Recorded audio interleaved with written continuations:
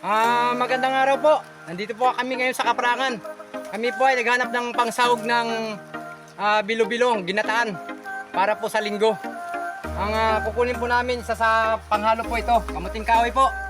Bubunot na po ako, bisan ko na.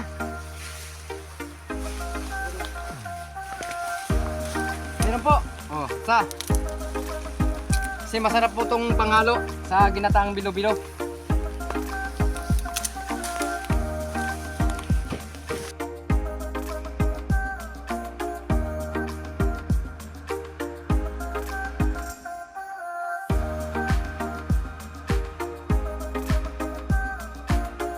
Malaki.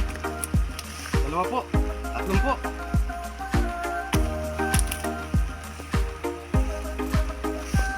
Sige po, hanggang dito na ang video namin. Video ko kasi medyo maulan. Medyo palakas